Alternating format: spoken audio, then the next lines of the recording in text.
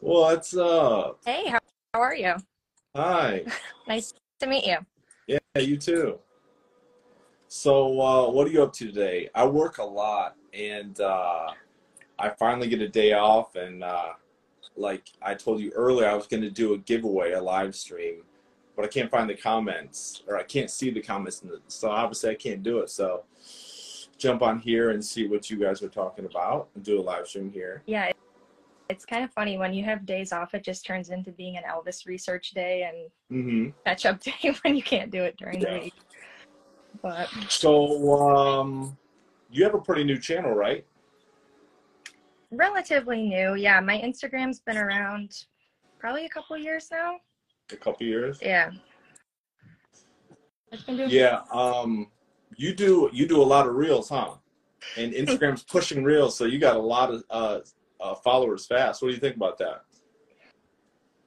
Honestly, I'm okay with it. It's kind of crazy. I used to not do reels, and then when they took off, that's when I really started to do them. Hmm. I think it's an easier way to just get more people engaged. So I've been trying to do a little bit more on the reel side. Just, I think for the younger crowd, it's easier to loop them in. If you see like book excerpts and just photos being posted, those are fine. They get people's attention. But I think the reels, if you can make something really engaging, it's going to draw more people. So I'm just trying to push Elvis's story that way. Yep. And I know you probably watched the Elvis movie. How many times did you watch it, and what did you think about it? So I saw it 8 times in theaters. Whoa, I think I saw like seven, maybe Okay. 6 or 7. I lost count. Yeah. It honestly, that's the closest we're gonna get to a live Elvis concert, just with the surround sound and the way that Baz was able to deliver Elvis's story. Plus, I told other people to go see it, so once I told them to go see it, I didn't want them to go alone, so I had to go with them. Right. It Not just gives you another complaining. excuse. It gives you excuse to see it again. Yeah, Did that you was buy the. the blue? Did you buy the Blu-ray? No, I didn't. I bought it on YouTube though, so I have access So to it all what? the So time. you just gotta like log into your YouTube account to actually see it? Yep. Yeah, not too bad. Did you buy the Yeah, I DVD? huh? Did you buy the DVD? Yeah, I bought it in November last year, but I haven't watched it yet because like I want to just make sure I can devote 3 hours to it. You know, if I have it on, I can't like do anything else. I have to make sure I'm focused on it. Yeah. So, you know, that's why I haven't seen it yet. But I think I saw the Elvis movie in the theater like 6 or 7 times, and I just loved it. Yeah, there's never been anything like it. No one's been able to deliver his story in that aspect. And I'm not sure about you, but when I first saw it and it was from the Colonel's perspective, I wasn't sure where they were going to go with it. Kind of threw me for a loop. But once you kept watching the movie and you keep watching it again and again, you just pick up on so many little details. Like there's dinner menus during the Yeah. Vegas scenes, and all those are accurate. Like some of the jumpsuits are off for the years that they were going with, but that's only something like the Elvis nerds would know.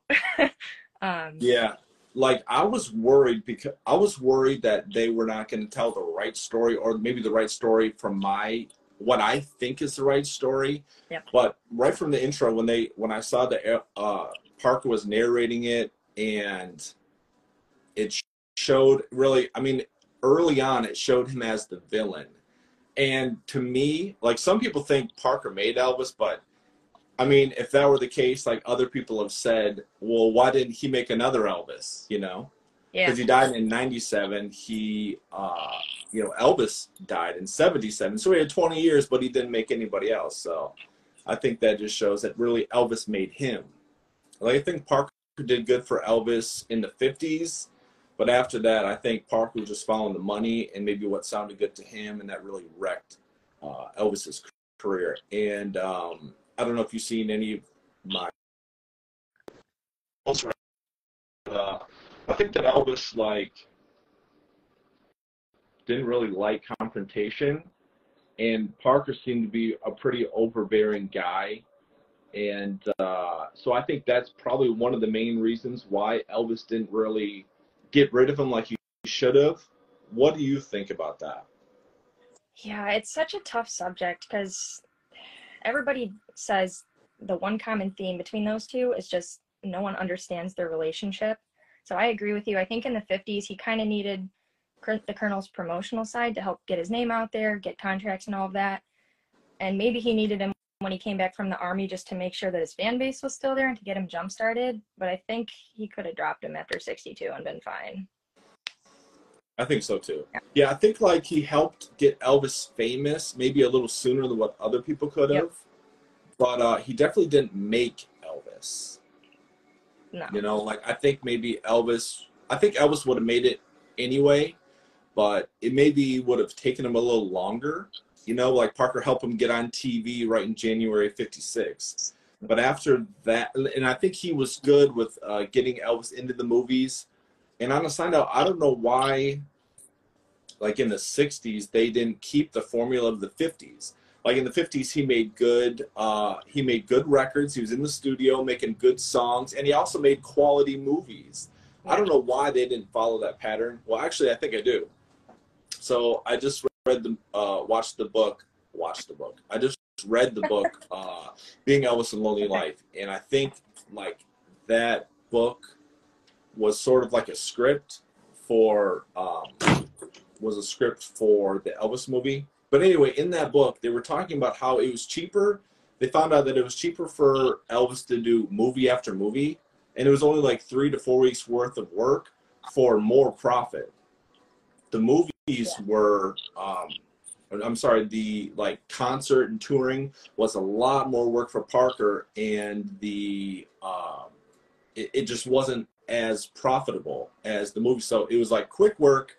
It may be stupid, but we're making money and let's go with it. And then, but Elvis didn't really want to do it, but he did it for some of those reasons that I mentioned. But for those of you who don't know, it's always Elvis Instagram. I noticed we got a lot of people staying around, so. Yeah, that's kind of nice to see. Yeah. But no, I agree. I think, to your point, it was a quick buck, and even from an album perspective, I first of all have to thank you because you got me hooked on FTDs. My brother and I have gone down a huge rabbit hole, but they're the best Elvis content you can. Your brother likes Elvis? Yes. Really? Yeah. Is he older or younger? He's a little bit older than me. Yeah. So we both nerd out about it pretty hard together. That'd be pretty cool. My sister hated Elvis, so I'd play Elvis and she would always give me a hard time about it. I don't know how you would hate Elvis, but I don't know. We have the brain for it. We're just wired to like him, so we get it, but others don't. You can't explain the fandom with it. Yeah, and I don't think they can explain to me why you wouldn't like Elvis. Like, I can understand maybe maybe not your thing, but I don't understand how you would not like him. Like people, I don't understand how people don't like dogs. You know, I love dogs. Okay, maybe it's not your favorite animal, but I understand how you wouldn't, maybe, even just like them a little bit. But people ask me a lot, and I think this is like a stupid question to ask. So no disrespect to the people who've already asked me. But they ask me, what's your favorite Elvis song or something? Well, it's like, I guess it'd be like, your favorite kid. How could you have a favorite kid? But do you have like a favorite time period, or do you have like a favorite album? I'm going to have like such a lame answer to yours, like what's your favorite kid? I tell everyone I have a playlist that's songs I can't skip, aka my favorites. It's 3.5 hours. So it's crazy. But favorite time frame?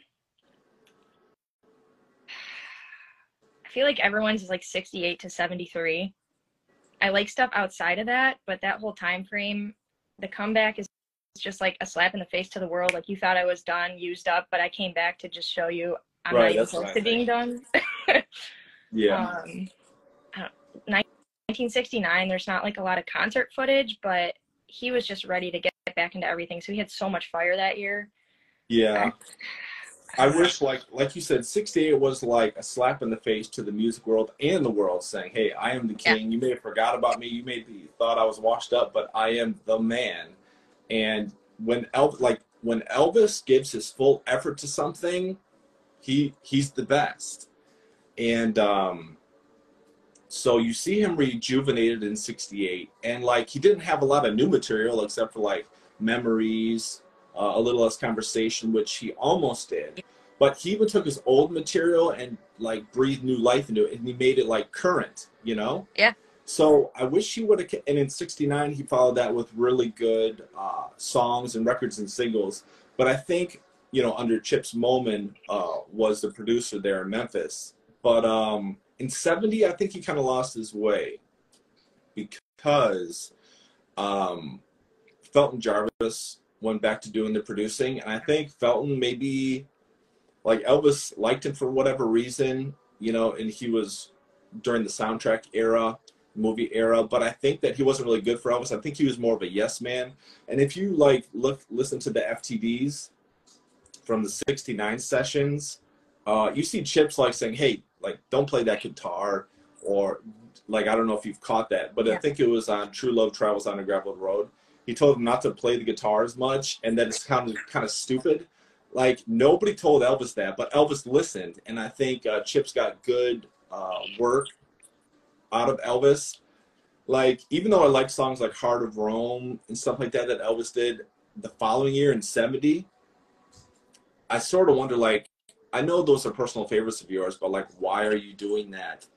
This is not gonna like this isn't really helping you. Maybe you could put it as album fillers, which he did, but I I don't get it. So I think like on what you were saying, '68 was like a slap in the face. '69 was a great year to build on that. But '70, even though he was awesome in the studio, he wasn't putting out the type of material to really get him established again. What do you think about that? Yeah, I agree because when you listen to like the From Elvis and Nashville sessions, to your point too, from 1970, it's like the, that's great, but I don't know. So I feel like something is just holding him back. And whenever someone would tell him to do something that was good for him, like Steve Bender basically had to kick him out on the '68 comeback. He's like, I don't know if I can do it, Steve. This is scary. But anytime he had someone pushing him like that was when he had the best outcome. Like Yeah, Hawaii. That was yeah, another example. yeah. There's, I don't know. Marty Costetta, Yeah. Steve Bender, Yep. Chips Moman. Yep.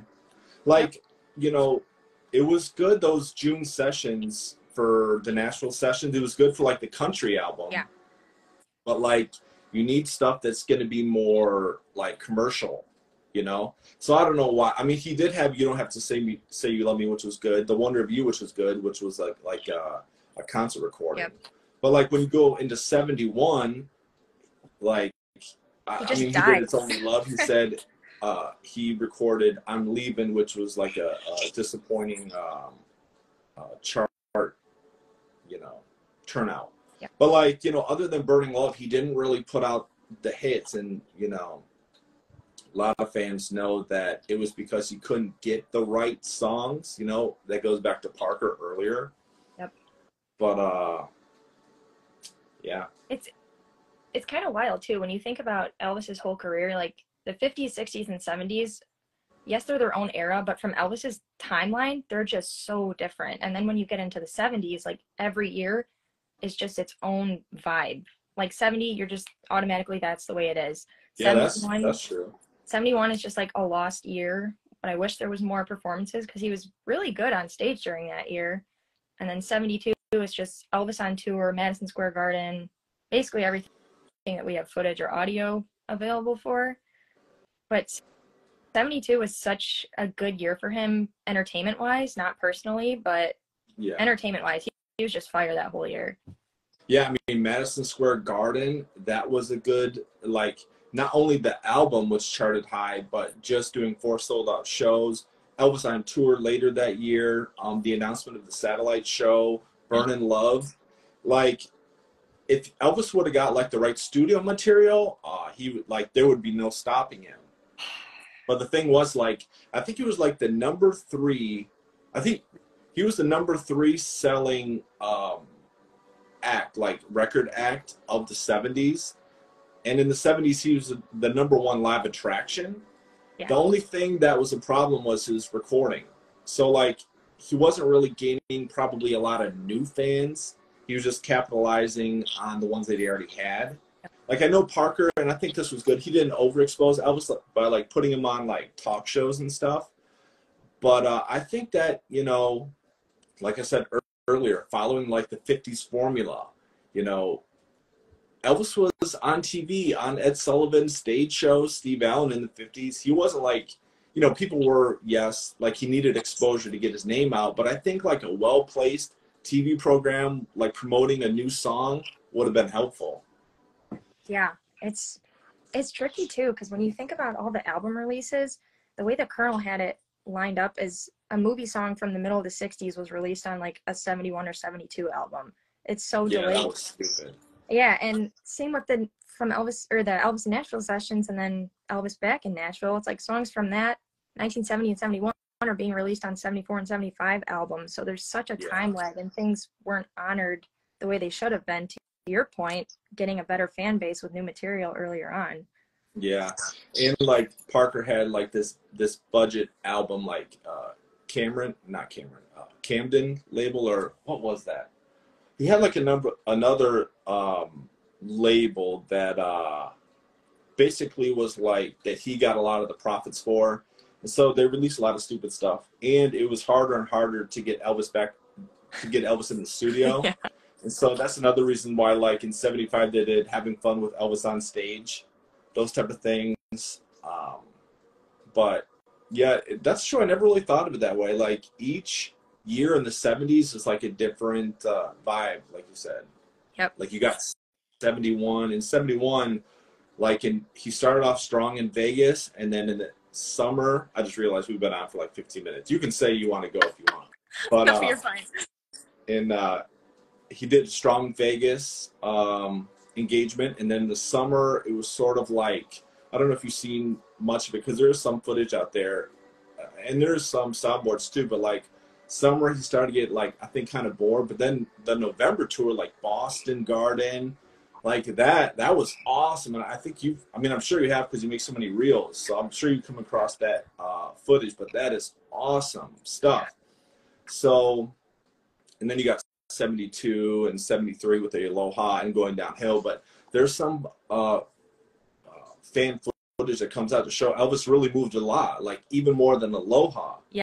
So it's just all awesome, and I wish that, like, speaking of fan footage, that we could, like, the people that own it, like I talked to one of the guys that owns a ton of it, and I put some of those on YouTube, like, I don't know if you've seen it, but he actually does a little intro on it.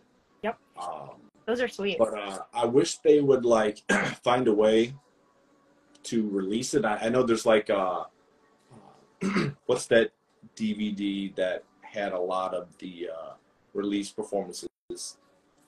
Not Boxcar. It was. You're talking about like the sold out ones? Yes, Sold Out. Yeah.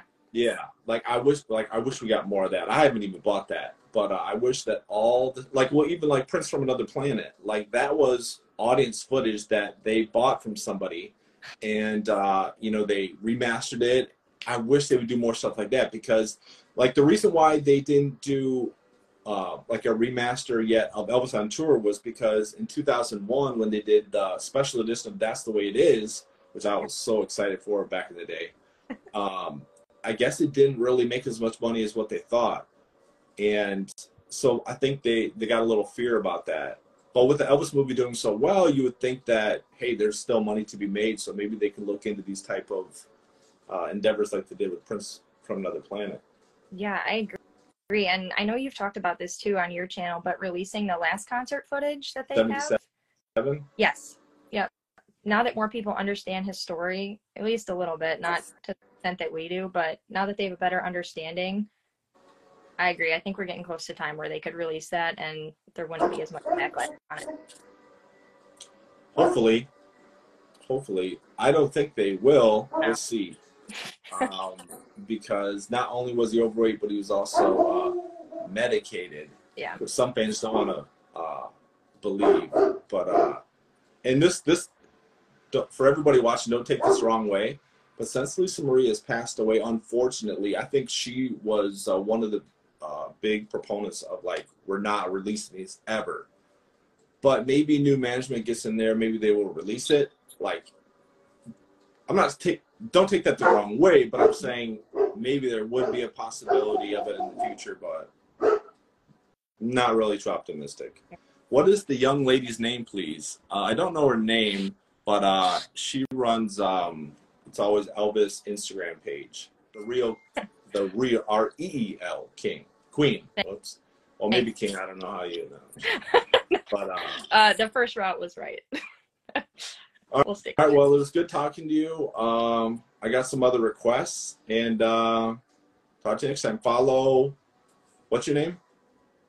The Instagram page or my Well, actual? okay. We'll just okay. You don't have to give that up. But follow. It's always Elvis Instagram. There you go. Try I to don't keep know how some to hang things up. anonymous.